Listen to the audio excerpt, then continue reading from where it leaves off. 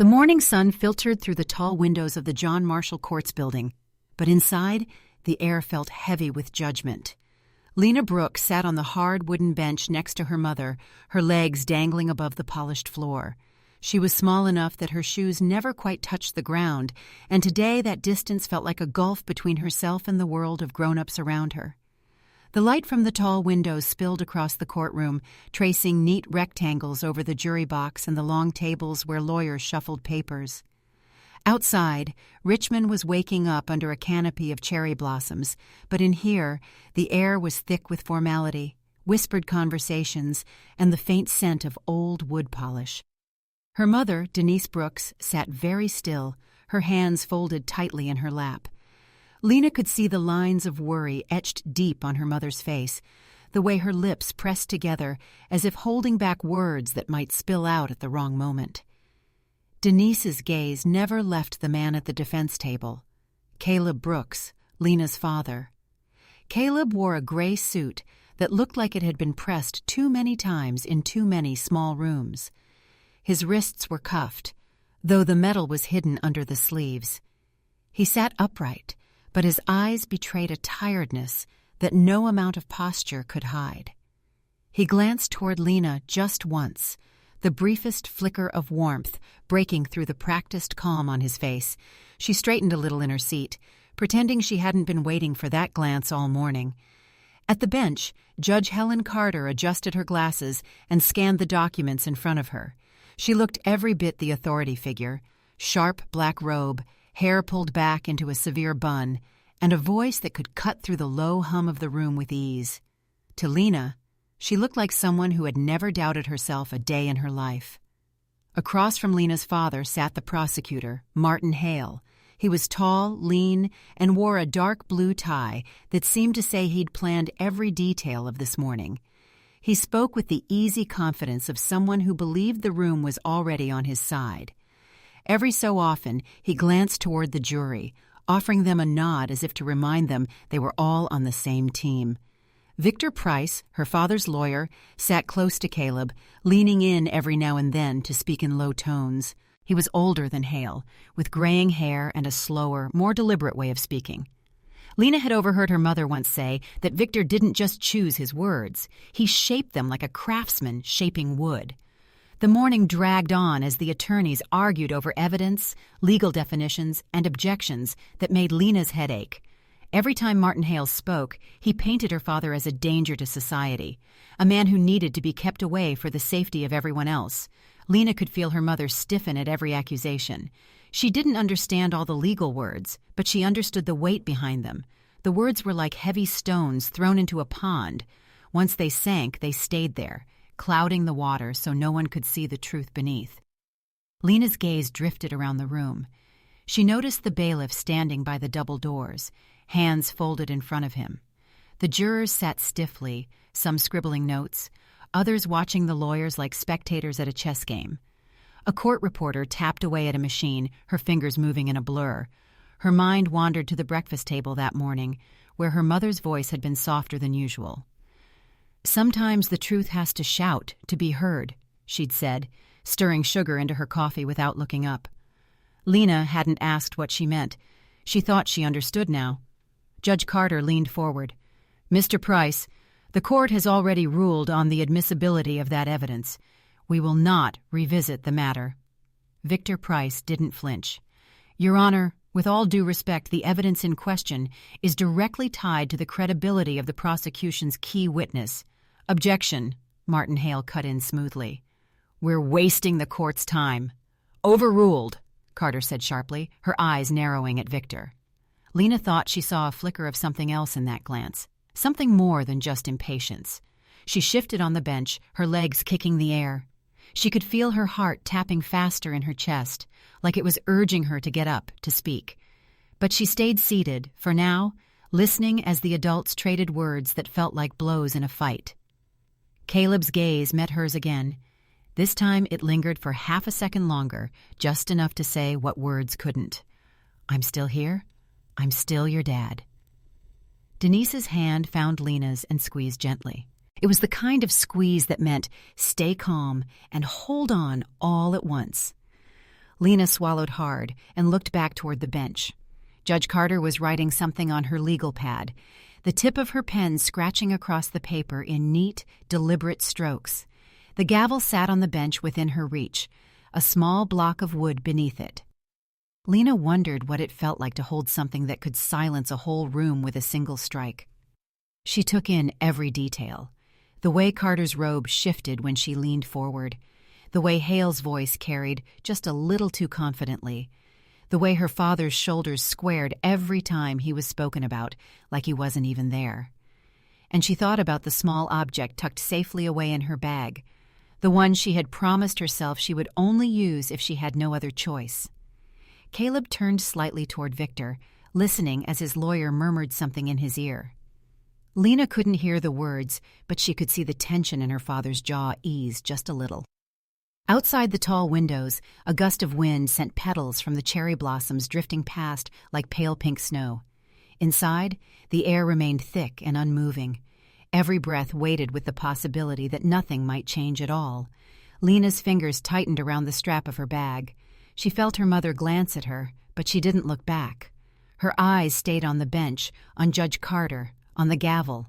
She didn't know exactly when she would act, but she knew it was coming. Lena clenched her small hands, as if arranging something that no one expected. "You put my dad in prison!" The words cut through the courtroom like a blade. Every head turned as if tugged by the same invisible thread. The echo of Lena's voice seemed to hang in the rafters, ricocheting off the walnut paneling and the glassy eyes of the brass eagle mounted above the bench. For a breathless second, the courtroom was a photograph. Frozen faces, suspended gestures, pens paused above pads, the court reporter's fingers hovering like a bird's wings over her keys. Denise Brooks stood halfway up, then stopped herself, one hand on Lena's shoulder, as if she could pull her daughter back into the safety of the gallery by sheer will. "Lena," she whispered, but the sound dissolved into the larger silence. Judge Helen Carter set her pen down very carefully, as if it were made of glass. She didn't look angry, not at first. She looked surprised. Then the surprise narrowed into something colder. "Young lady," she said, her voice steely but controlled, "you will take your seat. This is a court of law." Lena didn't move. She was 8 years old and small for her age, but she stood squarely in the aisle, the morning sun making a halo of flyaway curls around her face. Her chin lifted a fraction. "You put my dad in prison," she said again, softer, but the softness made the words more dangerous, as if she were speaking a fact, not an accusation. Victor Price was on his feet, one hand half raised. "Your Honor, if I may—" Martin Hale beat him by a hair. "Your Honor, this is wildly improper—" "Order!" Judge Carter snapped, banging the gavel once. "Bailiff, return the child to her seat." The bailiff hesitated. The room's attention shifted to him, the way a tide shifts. He was a large man, shoulders like a doorway, but something in Lena's face gave him pause. It wasn't defiance, exactly. It was clarity. "Ma'am," he murmured to Denise, moving down the aisle. Lena took a step back toward the center, beyond his outstretched hand. "You told everyone he was dangerous," she said to the bench, "but you knew that wasn't true." A murmur rolled through the gallery, one of those low sounds adults make when they can't decide whether to be shocked or impressed. The court reporter finally began to type again, the muted clatter like rain starting on a dry roof. "Ms. Brooks," Victor said gently, using her last name the way the teacher at school did when she needed everyone to listen. "Lena, let me speak for you." But Lena already had the room. She reached into the small canvas bag hanging crossbody against her sweater and pulled out a folded sheet of paper. Her hands didn't shake. The paper looked ordinary, the way truth often does, creased, inked, real. Denise tried again, a breathless plea. "Honey, please!" Lena glanced up at her mother, her eyes softening for a flicker. Then she turned back to the bench and raised the paper. "This is proof." Judge Carter's jaw clicked, a faint muscle twitching under the skin. "Young lady," she said, slow as a metronome, You will hand that to the bailiff and be seated. Now." Lena held the paper out. The bailiff took it with both hands, as one might take a fragile heirloom. He carried it to the clerk, who walked it up the short steps and placed it before the judge. The courtroom leaned forward as one. Even the fluorescent hum seemed to dim. Carter unfolded the paper. Her eyes moved left to right, her face beginning in practiced neutrality and ending in something that looked uncomfortably like recognition. She blinked once. The lines around her mouth deepened. "Your Honor?" Martin Hale said. Just that, 2 words, but they carried a thread of unease he couldn't hide. "What is it?" Victor asked, more carefully. Carter didn't answer immediately. She refolded the paper, too precisely, and set it down as if it might burn the wood. "Your Honor," Victor tried again, "given the circumstances, I move—" Carter lifted a hand. "Not yet, Mr. Price." She looked to the bailiff. "The flash drive." Lena held up the small USB, bright red plastic catching the light. The bailiff brought it forward. The clerk inserted it into the port at the counsel table connected to the projector. A blank screen reared up behind the bench, white as a held breath. Martin Hale braced his hands on the table. "Your Honor, I must object to this. There's been no authentication, no chain of custody." Carter didn't look at him. "We can address admissibility momentarily." To the clerk, "Play it." The screen flickered. For a heartbeat, it was only static and a dim, grainy gray. Then a parking garage swam into view. Low concrete ceiling, pillars painted with numbers, a single strip of light stretching diagonally across a sedan's hood. 2 figures stood beside the car. One was a broad-shouldered man with hair slicked back, Hale. The other wore a dark coat, the collar up, Carter. The sound was muffled, the way voices are in spaces meant for engines, but it wasn't muffled enough. "We both know he's innocent," Hale's voice said, smaller on the speakers than in person, which made it worse somehow. "But we need this conviction to stick, or my career is over." On the bench, Carter didn't move. On the screen, the Carter in the dark coat lifted her chin. "Then we make sure it sticks." The noise that followed wasn't one sound but many. Gasps, a sharp exhale, a dropped pen rattling under the pew. Someone's whispered, "Oh my God," seemed to float through the room like a thread of smoke. Denise's hand found her mouth. Victor closed his eyes for one long second, then opened them, sharper. Hale took a step away from his own table, as if distance could separate him from the version of himself that had just appeared 20 feet tall. Carter banged the gavel twice. "Order!" Her voice almost held. "Order in the court!" But order had already slipped through a crack in the floorboards. The jurors looked at one another, eyebrows raised over the rims of their notebooks. The court reporter kept typing, the way a lighthouse keeps turning no matter how wild the sea. Lena stood very still. Her face had the solemnity of a child at a funeral, and the light caught in her eyes like 2 tiny flames. "Your Honor," Victor said, and now his voice had a new timbre, a weight that made the room feel like the floor had been leveled. "In light of this, the defense moves to suspend these proceedings and reopen the matter of Mr. Brooks's conviction immediately." Hale found his voice, and when he did, it sounded thin. "This is an outrageous stunt. Illegally obtained footage, likely doctored—" "Mr. Hale," Carter said without turning her head. She looked at the clerk. "Pause it." The screen froze on the image of the coat collar and the narrow strip of light. Carter pressed her fingers together under her chin, elbows on the bench. For a second, she looked almost humanly tired. Then her gaze slid to Lena. "How did you come by this?" Lena's hands were at her sides. "Someone gave it to me," she said. "Who?" Hale demanded. Lena met his eyes, and it was like watching a bird stare down a cat. "Someone who wanted the truth to be heard." "This is inappropriate," Carter said quickly. "The child is not a witness." "She is a citizen," Victor said evenly, "and she's brought material that speaks to the integrity of this entire proceeding." A restless rustle moved through the gallery. Journalists lifting phones, neighbors whispering, a retired couple squeezing each other's hands the way people do when they remember their own storms. Carter inhaled, slow and long. "Play the rest," she told the clerk. The picture jumped. The view shifted to the maze of concrete and an abrupt cut to a partial close-up, as if the device had been tilted in a nervous hand. Snippets of conversation, dates, a name, an exchange about optics. Then the footage ended in a tremble of darkness.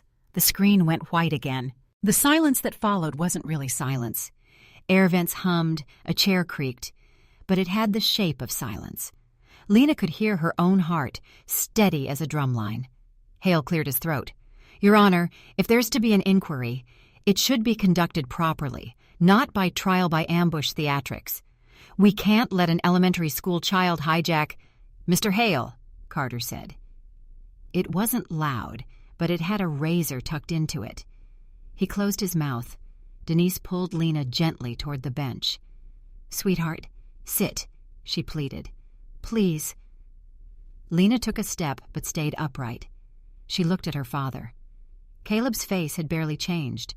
Maybe only a trained observer would have noticed the way his hands flexed once under the table, or how the line of his shoulders eased a fraction, like a man tasting a promise of rain in the air after a long drought. "Your Honor," Victor said, "the defense requests immediate review of prosecutorial misconduct and—" Carter lifted her hand again, palm outward. She looked down at the paper Lena had brought. "And this?" she asked. "What exactly am I looking at?" Lena glanced quickly at Victor, then back at the bench. "It's a transcript of a call log," she said. "Times and dates, meetings, with names." Hale let out a soft laugh, the kind you make in polite company when you want to keep something from sounding as bad as it is. "Children are imaginative, Your Honor." Victor shifted his weight. "We can authenticate," he said. "We will." A juror in the front row, a woman with silver hair and a cardigan the color of robin's eggs, tilted her head, studying Lena the way you study a painting when you're not sure if the artist meant to do what they did or if it was an accident that turned into genius. Carter leaned back. "Mr. Price," she said, "I need to know if you were aware of this material." "I was aware that the defense has been investigating," Victor said. "I was not aware the courier would be 8 years old." "Because you couldn't get anyone else to do your dirty work?" Hale shot back. "Sir," Denise said suddenly, voice taut as a drawn line, "my daughter isn't doing anyone's dirty work. She's telling the truth." Hale's gaze darted from Denise to Lena to the bench. "This circus—" "Enough," Carter said, but the word lacked its usual iron. She tapped the gavel once, lightly. The sound felt tired. The clerk, whose job was to look unremarkable at all times, shifted and glanced toward the back of the room as if he sensed a current moving there. The bailiff did too, chin turning by instinct. "Your Honor," Victor said. "Again, the motion—" "Sit, Mr. Price." Carter's eyes went to Lena and held there longer than anyone expected. "Miss Brooks," she said in a tone that tried to be both official and gentle and succeeded at neither. "Why today?" Lena swallowed. For the first time, uncertainty flickered. Then it steadied.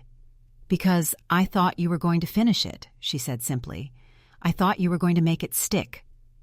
The sentence landed like a stone in a still pond, ripples moving out in circles that touched everyone, even those who hadn't wanted to be touched. Carter's face tightened, then smoothed, then tightened again, the way a mask slips and is yanked back into place. Denise's hand slid down Lena's arm and squeezed.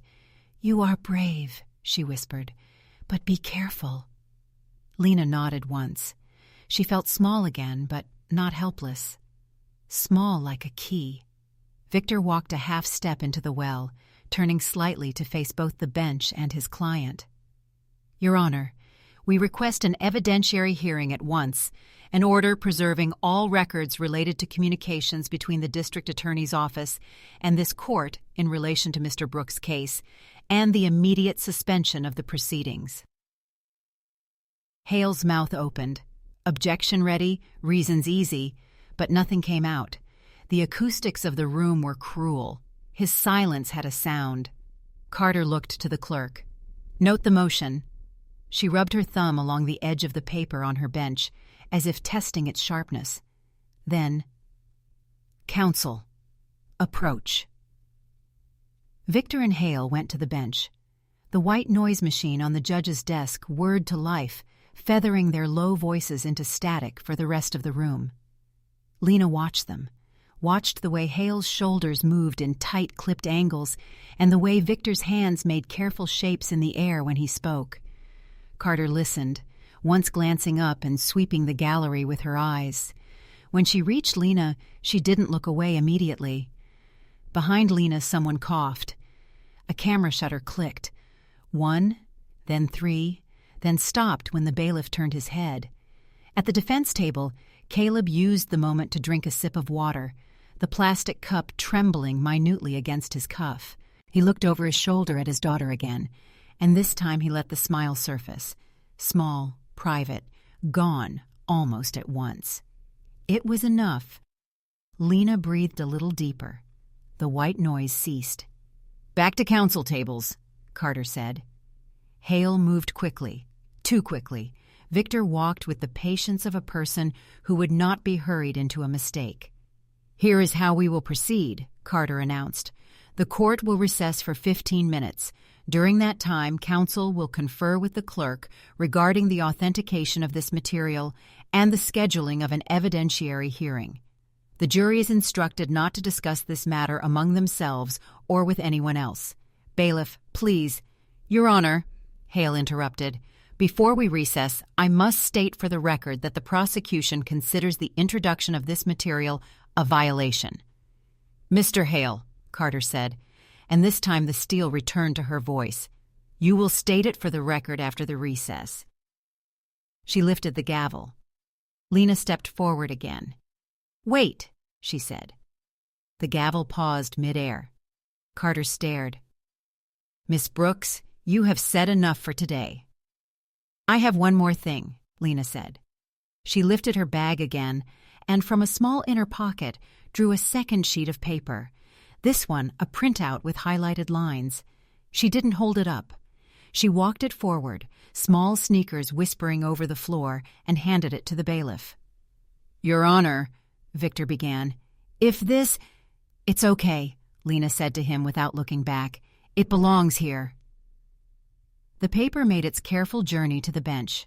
Carter read, and this time her eyes widened, just a little, but enough that even those in the back could feel the air shift. She looked at Hale. Hale, for the first time that morning, did not look back. He stared at the middle distance, jaw clenched, the skin at his temples pulsing. Carter lowered the page slowly. "Court will take a 15-minute recess," she said too evenly. "Jury, you are excused to the deliberation room. Counsel, remain." She struck the gavel once, and the spell of stillness shattered. The gallery exhaled in one ragged sigh. People stood, murmurs knitting together into a fabric of noise. The jurors filed out in a narrow column, eyes deliberately fixed somewhere above everyone's heads, as jurors are taught to do when they're not supposed to have thoughts. Denise turned Lena toward their bench with shaking hands. "You can't just—" She stopped because her voice was wobbling, and she needed it not to wobble. "Lena, we need to sit, okay? We need to sit." Lena sat. Her knees knocked once. She placed her hands on top of them to stop the shaking and looked straight ahead. She felt older and younger at the same time, like she was wearing her mother's coat over her own sweater. Victor approached, crouching to their level. Up close, his eyes were warm and tired, the eyes of a man who'd held too many people's impossible hopes in his hands. "Lena," he said softly, "you did something very difficult." "Was it wrong?" she asked, not whispering. "No." He shook his head. "It was brave. We'll do the rest the right way." Denise searched his face for certainty she could borrow. "Will it be enough?" she asked. "It might be," he said. "Today, it might be." Across the room, Caleb remained seated as the bailiff required, but his body leaned toward them as far as he could lean without rising. If he could have, he would have folded Lena into his arms then and there. Instead, he looked down at his cuffed hands and squeezed them together, as if he could press patience into his own bones. The clerk hovered at the edge of the well, waiting for a signal that didn't come. A few rows back, a woman in a blue blazer whispered to a man in shirt sleeves, both of them with press badges clipped to their collars. The buzz of voices rose and fell, an ocean long after the storm has moved on, but while the waves still hit the shore. The bailiff stood near the double doors, arms folded now, eyes attentive. A group of spectators pushed closer, and he held up a hand. "Back it up, folks," he said, not unkindly. "Give the court some room." Denise put her arm around Lena. "You promised me you'd wait," she said gently. "I thought I could," Lena said. "But then it felt like if I didn't say it now, the truth would miss its turn." Denise closed her eyes. The sentence struck a chord in a place she didn't visit often, the spot where her own younger self had wanted once, to shout down a room full of adults who'd made up their minds about something that had everything to do with her and nothing to do with her voice. She pressed a kiss to the top of Lena's head. "I know," she whispered. "I know." Victor stood. "I need to confer with the clerk," he said. "I'll keep you posted. Don't leave the room." He moved away, the hem of his suit coat brushing against the bench. As he passed the prosecution table, Hale shifted his stance, as if he'd say something. He didn't. Lena watched Carter. The judge remained at the bench, conferring with the clerk and a woman with a neat bun and a stack of binders, likely her judicial assistant. Carter's face was composed, but there was a new stiffness in the set of her mouth, the kind people get when they're walking on a floor they've just learned has a crack in it. Denise let out a long breath, the kind that smooths the edges inside your chest. "When we go home," she said, almost to herself, "I'm making pancakes for dinner. Can we put strawberries on them?" Lena asked. "All the strawberries," Denise said, and her smile this time was unsteady but real. Someone near the aisle said, "They'll never see her again." Someone else said, "You think this will blow over?" A third voice, older, said, "Not this. This kind of thing doesn't blow over. It settles, like dust, and then everything looks different." Lena turned in her seat, more to move than to see. The gallery was a quilt, faces of every kind, different ages, different lives, stitched together for a morning by geography and curiosity, and now by the electric thread of truth. Near the back, the space between people widened, a little pocket of emptiness rather than a crowd. She didn't think much of it. People shifted, made room, sat and stood. The recess clock ticked, but time felt strange, skittery and slow, like the way afternoon light creeps across a floor. When the bailiff finally called, "All rise," the words struck the room like a bell. People stood with a sound that might have been 1,000 small brushes of fabric against wood. The jurors filed back in, hands folded. The clerk took her place. And Judge Carter, every step measured, climbed to the bench. She looked out over the room, at the press row, at the jury, at the counsel tables, at Lena and Denise and Caleb. And for a long breath, it seemed as if she might say something no one expected her to say. Something simple, like, "I'm sorry." But she didn't. "This court is back in session," she said. "Counsel, have you conferred with the clerk?" Victor, "Yes, Your Honor." Hale, "We have, Your Honor, and—" Carter held up a hand. "We'll take this in order. Mr. Price?"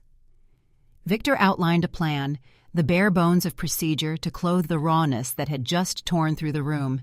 A hearing, subpoenas for records, preservation orders.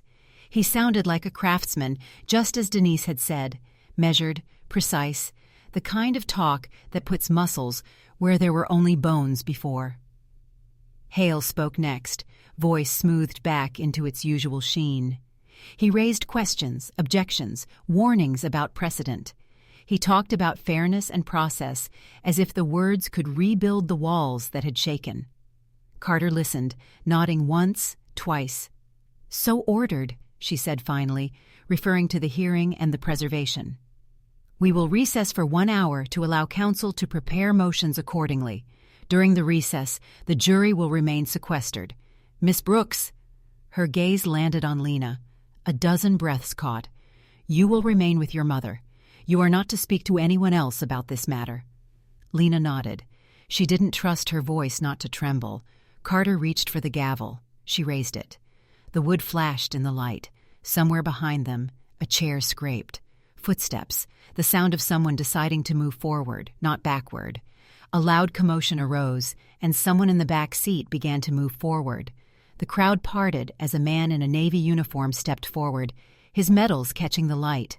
It wasn't a fast walk. It was deliberate, each step measured, the kind of stride that suggested the man had spent years walking onto decks where every movement mattered. The courtroom seemed to inhale all at once, the shuffle of shoes and the rustle of clothing marking the path he carved down the center aisle. Lena felt her mother's arm tighten across her chest, a reflex to keep her close. But she leaned forward anyway, watching the tall figure draw nearer. His shoulders were broad, his dark blue jacket cut perfectly to fit, brass buttons polished so clean they almost reflected the overhead lights. On his left chest, a neat row of medals caught and tossed the light back toward the jury box. "Commander Samuel Brooks," he said when he reached the front, his voice carrying without a microphone. "United States Navy." The jurors shifted in their seats. Even in a country where people argued about almost everything, the uniform carried a weight that stilled tongues. The bailiff straightened without thinking, his spine falling into its own version of attention. Samuel's gaze swept once across the bench, then to the prosecution table. "The man you have locked away," he said, "is my brother." From her seat, Lena felt the air ripple. She had met her Uncle Samuel only twice before, once when she was too young to remember, and once at a picnic where he'd carried her on his shoulders so she could see the river. That day he'd been in jeans and a t-shirt, grinning easily. Today he looked like someone carved from steadiness. Judge Carter's voice was as neutral as she could make it. "Commander, this is highly unusual." "With respect, Your Honor," Samuel cut in. "This entire proceeding is unusual." Martin Hale shot up from his chair. "Objection!" "Sit down, Mr. Hale," Carter said sharply. The room quieted again. "Commander Brooks, you are not a party to this case." "I am now," Samuel said. His tone was not loud, but it was the tone of a man who had spent years giving orders to people who could not afford to misunderstand him. He reached into the inner pocket of his jacket and pulled out a small black flash drive, sliding it across the prosecution table toward the clerk. "This contains video evidence," he said, "recorded by an officer involved in the original investigation. Evidence that shows coercion of a witness to give false testimony." The clerk hesitated, looking to Carter. The judge's lips tightened, but she nodded. "Proceed." The flash drive was inserted into the same projector port that had played the parking garage footage earlier. The screen flickered again, then filled with the image of a cramped police interrogation room. Two men in uniform sat across from a weary-looking young man. The audio crackled before settling. "Just say he was there," one officer said. "We'll make the rest go away." The young man shook his head. "I told you, I don't—" "You want your record cleaned?" the other officer interrupted. "You want that deal we talked about? Then you put him there. You understand?" There was a long pause. Then the young man lowered his eyes and nodded once. The screen went black. The silence afterward was not the silence of politeness. It was the silence of shock hardening into anger. From the gallery, someone let out a low, "Jesus!" Hale was on his feet again, his face pale under the lights. "Your Honor, this is inadmissible." Victor Price stood too, the edge in his voice unmistakable. "Your Honor, what we've just seen is the textbook definition of misconduct. It corroborates the defense's assertion that the conviction of Mr. Caleb Brooks was secured through perjury and coercion."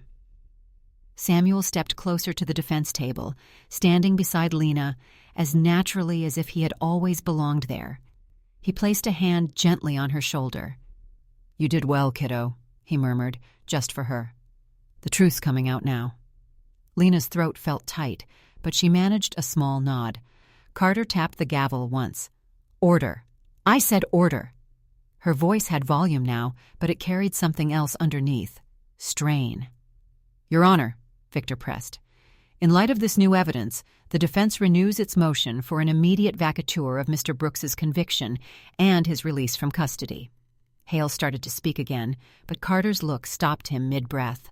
She glanced at the jury, whose members were no longer hiding their unease. One man rubbed his chin. A woman in the front row folded her hands so tightly her knuckles blanched. "Commander Brooks," Carter said finally, "how did you come into possession of this video?" Samuel's jaw tightened. "From someone inside the department who decided they were done being part of a lie." Carter's gaze flickered to Hale. "Mr. Hale, do you have an immediate response?" Hale opened his mouth, then closed it. "Not at this time, Your Honor." The gallery began to hum again, words overlapping until they became a kind of static. Reporters scribbled faster, cameras aimed and clicked. The bailiff moved a step closer to the defense table, not toward Lena, but toward the growing cluster of people edging forward in the back. Carter exhaled. "This court will recess for 30 minutes to allow counsel to review the new material." She struck the gavel.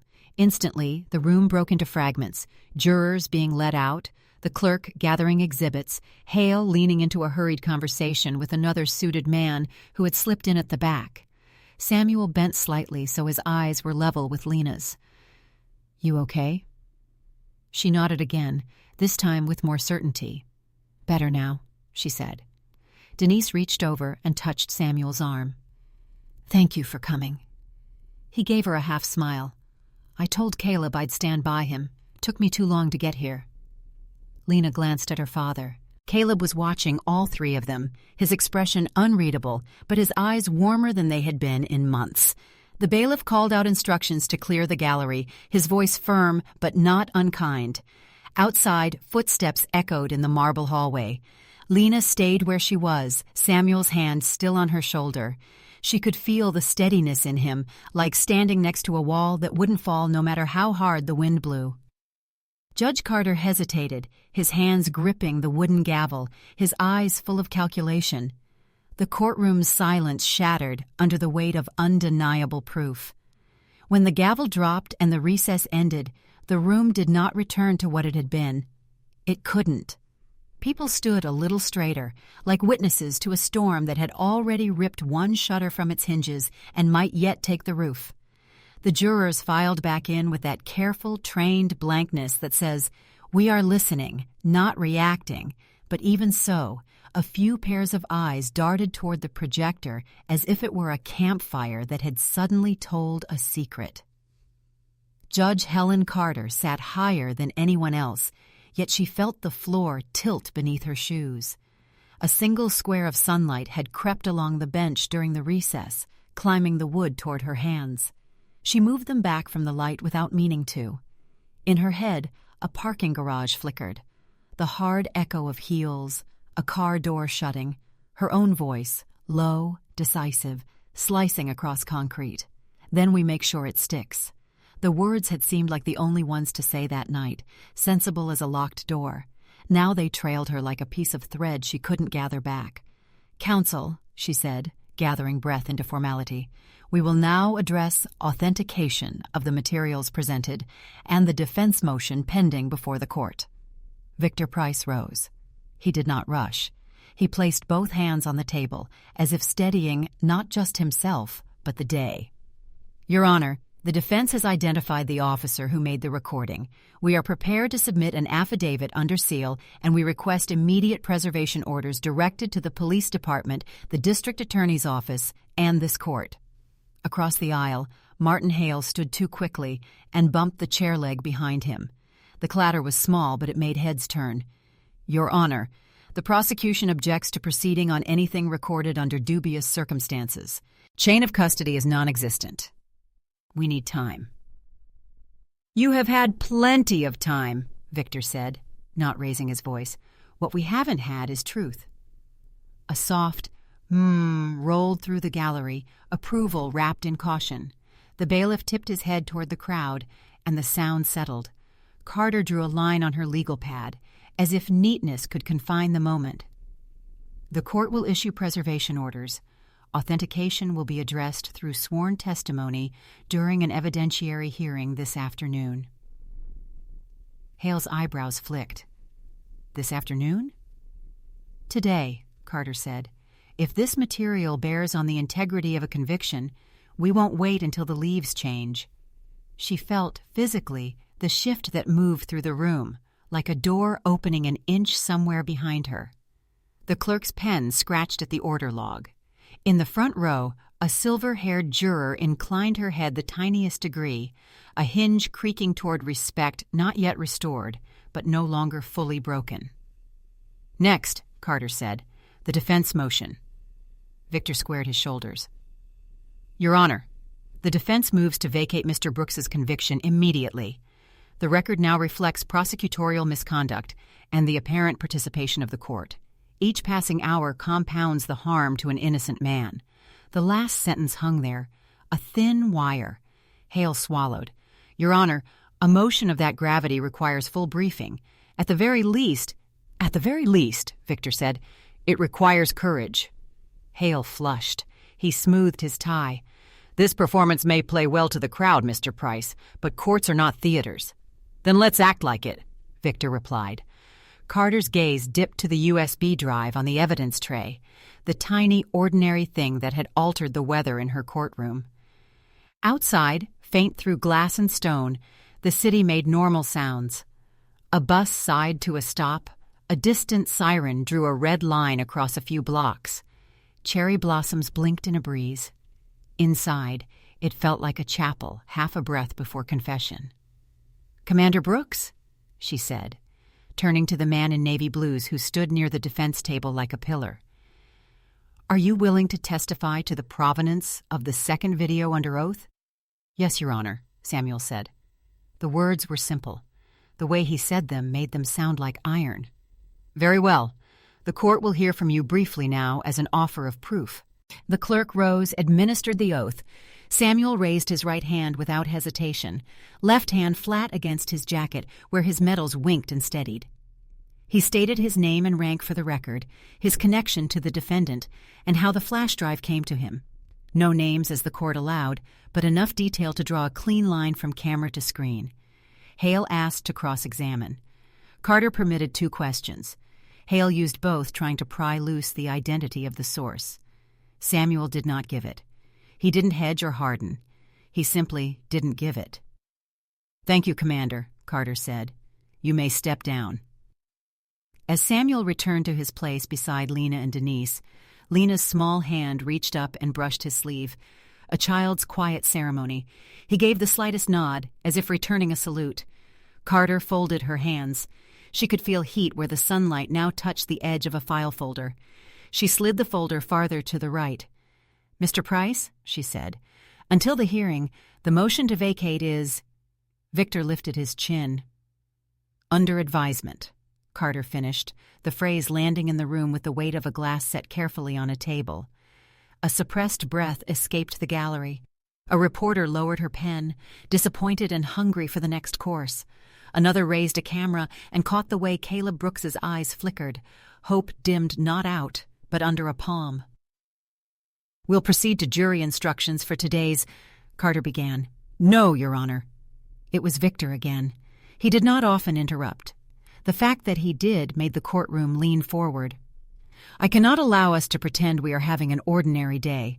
This court has seen evidence that the prosecution knowingly pursued a conviction of an innocent man and that ex parte communications occurred which undermine public confidence in this bench." Hale's chair scraped back. "I will not sit here and be defamed." "You may stand there and be accountable," Victor said. The bailiff took a half-step forward. Carter didn't need his help. She lifted one hand and the air obeyed. "Enough.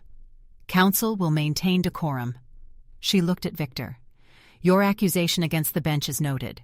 It is also not argument. The hearing will address—" "Your Honor," Victor said, quiet now, "the hearing will address facts. I'm speaking to conscience."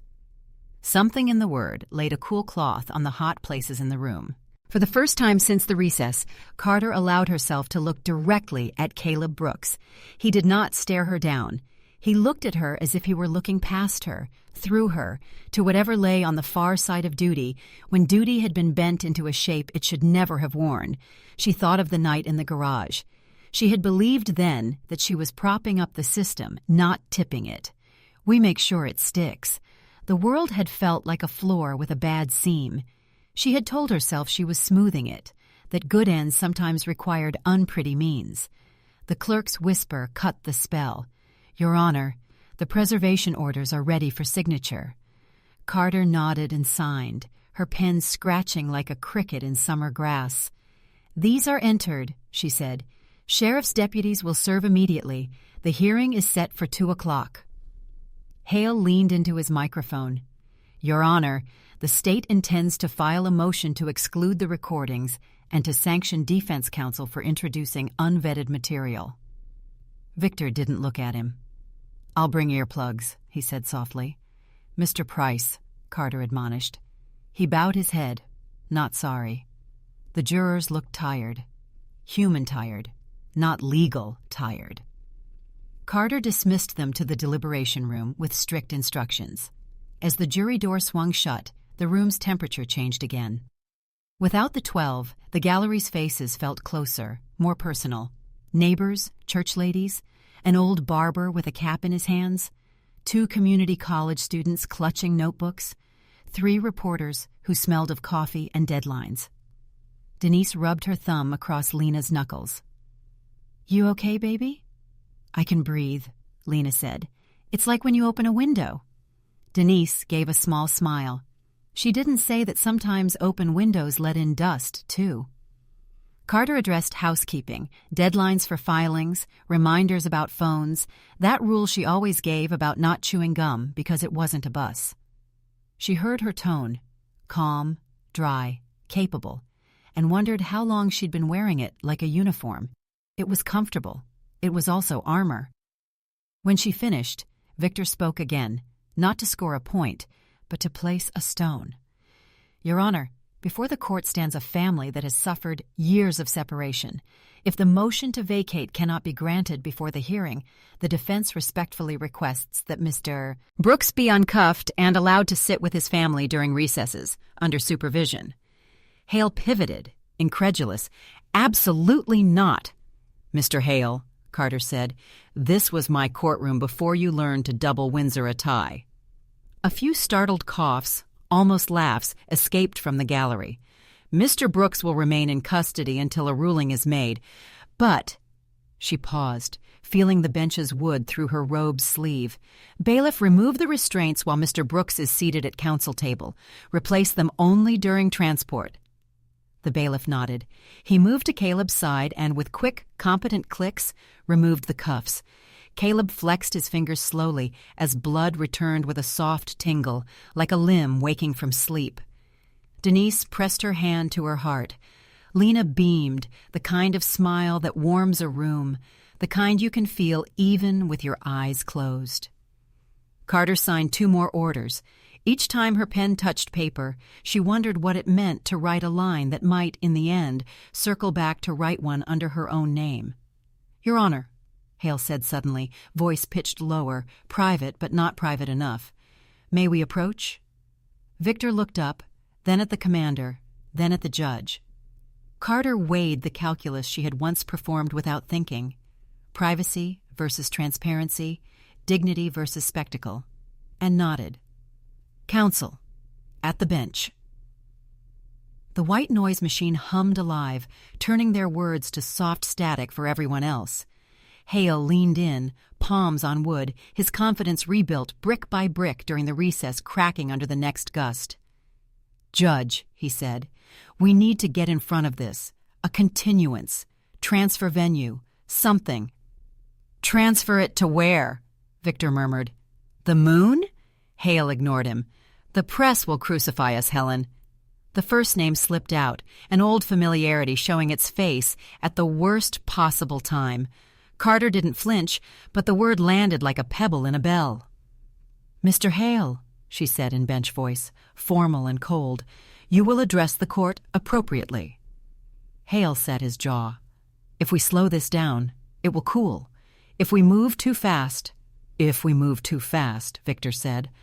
"A man who should not have spent a day in prison might spend one more. But what's a day between friends, right?" Hale turned on him. "You don't know what you're dealing with." Victor looked over at Lena, then at Caleb. "I know exactly what I'm dealing with." "Counsel," Carter said, "we are done here.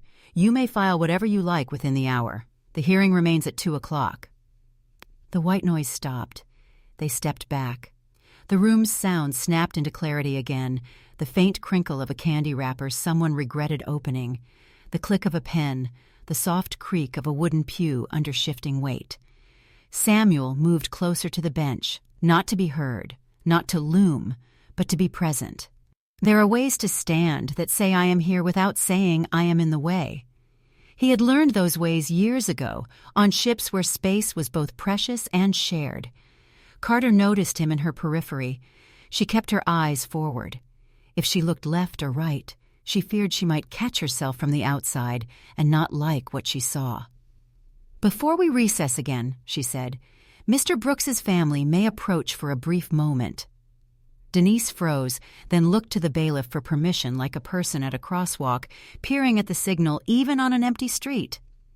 He nodded. She and Lena moved to the rail. Caleb stood, unbound now, and took their hands through the gap. Not a hug. The rules didn't allow that. But fingers laced, 3 sets, a small bridge. Lena leaned forward. "Hi, Daddy," she said softly, as if they were in a library and didn't want to disturb the shelves. Caleb's eyes shone. "Hey, Peanut." Denise blinked hard, then laughed at herself for blinking hard. "We're here," she whispered. "I know," he said. The gallery adjusted itself around the site, some people looking openly, some looking away to give the family privacy in public. A reporter took one photograph and then lowered her camera, as if her own bones told her, "One is enough."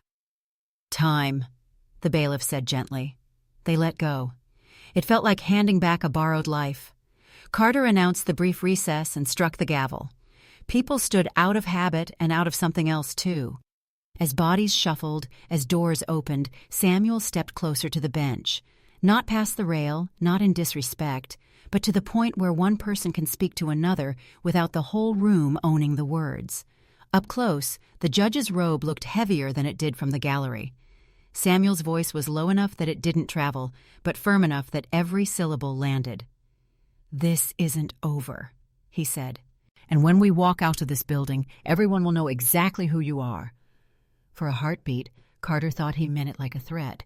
Then she heard the other possible meaning, who you choose to be when it counts. Both meanings sat down beside her like uninvited guests. The bailiff called, "All rise," and people rose again for dismissal, muscle memory working while minds wandered. Carter remained seated for a breath longer than usual. She looked down at the bench where the sunlight had made a neat rectangle, at the small evidence tags like paper flags, at the USB drive that had become the size of a cornerstone in her imagination. Her hand drifted toward the paper Lena had brought, the one with lines and highlights, a child's courage underlined in yellow. Outside, a tour group clattered down the courthouse steps, their guide's voice bright as she pointed toward a statue in the square. Inside, the smell of old wood and new fear braided together.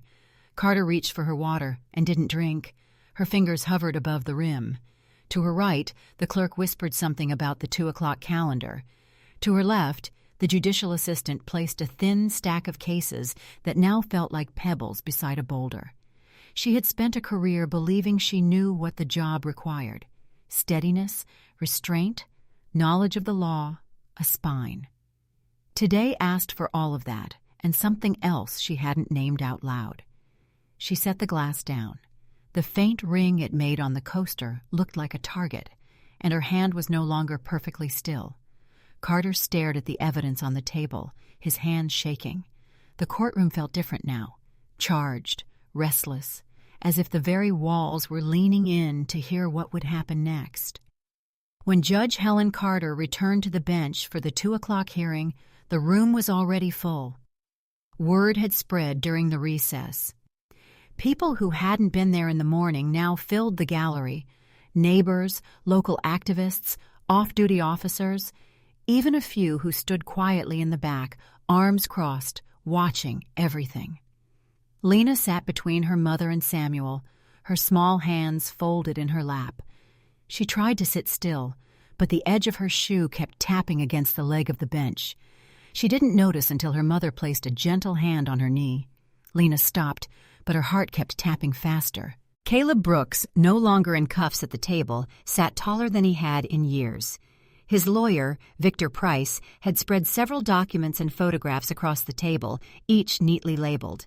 Across from him, Martin Hale was in constant motion, flipping through papers, scribbling notes, leaning over to whisper to an assistant who had joined him after lunch.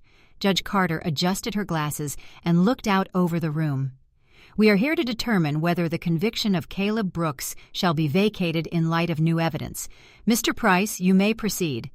Victor rose. "Your Honor, the evidence presented this morning and submitted into the record this afternoon paints a clear and damning picture. The prosecution's case against Mr. Brooks was built on perjured testimony, coerced statements, and undisclosed ex parte communications involving this very bench." A murmur rolled through the gallery, but Victor didn't pause. "We have authenticated the video evidence. The officer who recorded the coercion of the state's key witness has sworn to its accuracy in a sealed affidavit. We have also preserved the parking garage conversation between the court and the prosecution, words that cannot be taken back." Hale jumped up. "Your Honor, I renew my objection to the admissibility of both recordings. The so-called authentication," Victor turned toward him, "is sworn under penalty of perjury by the person who made it, something your key witness can no longer claim." "Enough," Carter cut in, her gavel striking once. "Mr. Hale, you'll have your turn. Mr. Price, continue." Victor nodded. "Your Honor, justice requires not just that the innocent be freed, but that the system itself be held to account. Every day Mr. Brooks has spent behind bars has been a day stolen from his daughter, from his family, from his life. The law provides remedies for wrongful convictions. The time to use them is now." Samuel sat forward, his eyes locked on the judge. Lena could feel the stillness in him, like the quiet before a wave hits shore. Hale finally took his turn, his voice tighter than before. "Your Honor, the defense asks this court to upend a conviction based on inadmissible evidence, speculative allegations, and an emotional appeal crafted to sway public opinion. The state has not had time to fully examine these recordings. We do not know if they have been altered and—" "Mr. Hale," Carter said, "do you dispute that the individuals in the recordings are you and myself?" Hale's mouth opened, then closed. Your Honor, without proper analysis, it's a yes or no question." Hale's eyes flicked toward the gallery. "Yes, it appears to be us, but that does not mean—" "Thank you," Carter said, cutting him off. The gallery hummed again, louder this time. Lena felt her mother's hand squeeze hers. She looked up and saw Victor glancing toward her. It wasn't a smile exactly, but there was a softness in his eyes, as if he were reminding her, "We're almost there." Carter took a long breath, her gaze moving from the defense table to the prosecution, then finally to Caleb himself. "Mr. Brooks, please stand." Caleb rose slowly. "This court," Carter began, "finds that the conviction entered against Caleb Brooks was obtained through prosecutorial misconduct, reliance on perjured testimony, and conduct unbecoming of this bench. The conviction is hereby vacated. The defendant is ordered released from custody immediately." The words seemed to hang in the air for a heartbeat, as if the room had to catch up to them. Then the reaction hit, an audible gasp, followed by shouts, applause, and the scrape of benches as people stood. Lena jumped to her feet, her mother pulling her into a fierce hug. Samuel's arm came around both of them, grounding them in the swirl of movement and sound. Caleb turned toward them, and for the first time in years, his smile was unguarded. He stepped around the defense table, and the bailiff, without hesitation, opened the small wooden gate.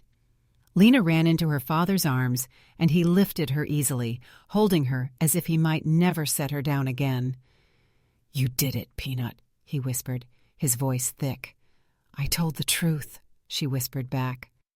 Victor stood off to the side, his eyes closed for just a moment, the smallest exhale leaving his chest. He had fought for this day for years, but it still felt unreal. Judge Carter remained seated, her face pale. She tapped the gavel once more, not as a command, but as if to mark the moment, the sound of her own authority yielding to a truth she could no longer deny. Outside the courthouse, cameras flashed as the Brooks family emerged into the bright Virginia afternoon. Reporters called out questions, microphones thrust forward. But Caleb ignored them all, focused only on the weight of his daughter in his arms. In the crowd, Samuel stayed close, his Navy uniform unmistakable. When a reporter tried to push past, Samuel's steady presence made them think twice. Denise walked beside Caleb, her hand brushing his arm now and then, as if to reassure herself he was real and not some fragile dream. The cherry blossoms overhead swayed in the breeze, petals drifting down onto the courthouse steps. Lena reached out and caught one in her palm, smiling as if the world had given her a small gift for her courage. They kept walking until the courthouse was just another building behind them. Caleb looked at Samuel. "You came when I needed you." Samuel shook his head. "You came through it. I just made sure people heard you." And, for the first time since the morning, Lena laughed, a sound light enough to cut through all the heaviness that had filled the day. The crowd surged forward again, but the Brooks family kept moving, together, toward whatever came next. The spring air outside the courthouse felt lighter, freer, as if the whole city had taken a breath with them. Caleb Brooks stood at the edge of the courthouse steps, his daughter still in his arms. The crowd behind the police barriers was a mix of cheering neighbors, curious onlookers, and reporters who shouted his name like they could pull the story from his lips. Cameras flashed in bursts, but he kept walking, each step deliberate. He wasn't running from them, just walking toward something more important.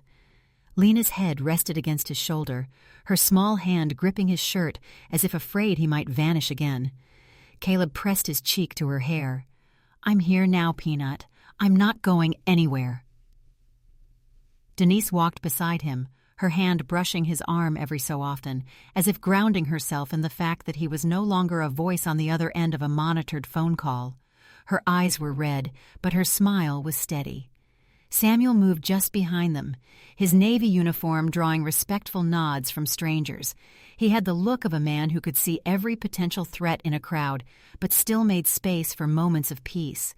When a reporter tried to press too close, Samuel simply stepped forward, and the man found somewhere else to be.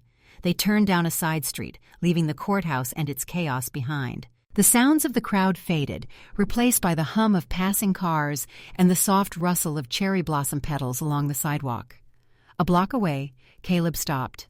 There was a small park, nothing fancy, just a patch of green with a few benches and a playground. He set Lena down, and she immediately ran to the swings, her laughter spilling into the air like sunlight. Denise sat on a bench, and Caleb joined her. For a long moment, they said nothing.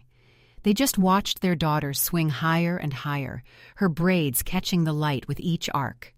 Samuel stood a few feet away, his arms folded, eyes scanning the park out of habit.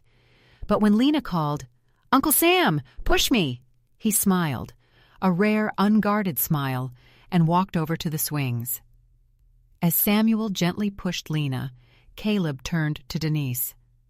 "I kept thinking about this," he said quietly. "Not the trial, not the prison, just sitting somewhere like this, watching her play, being here for it." Denise nodded, her voice soft. "She never stopped believing in you, not for a second." Caleb's jaw tightened. "I heard her voice in that courtroom today. I don't know where she found the courage, but—" He trailed off, shaking his head. "She saved me." They sat in silence for a while, letting the truth of that settle between them. After a few minutes, Samuel returned with Lena, who was breathless from swinging. She climbed onto the bench between her parents, still smiling. "Can we go home now?" Caleb looked at Denise, then back at Lena. "Yeah, Peanut, we can go home." The drive was quiet. No one seemed to want to break the spell of just being together. When they pulled into the driveway of the small house at the end of the street, Caleb hesitated before getting out. The house looked the same as it had in his memory. White paint a little chipped, the porch light still crooked from when he'd tried to fix it years ago. Inside, the air smelled faintly of cinnamon and old wood. Lena kicked off her shoes and ran to her room, calling over her shoulder, "Don't peek, I'm making something." Denise walked into the kitchen and Caleb followed. He touched the counter, the table, the handle of the refrigerator, small, ordinary things he hadn't touched in years. "Feels smaller," he said. "Or maybe you just see more now," Denise replied. He looked at her then, really looked. "I'm sorry," he said quietly, "for all of it." Denise reached out, her hand finding his. "We'll figure it out, together." Before he could answer, Lena came running back with a piece of paper in her hand. She handed it to him, grinning. "It's us," she said.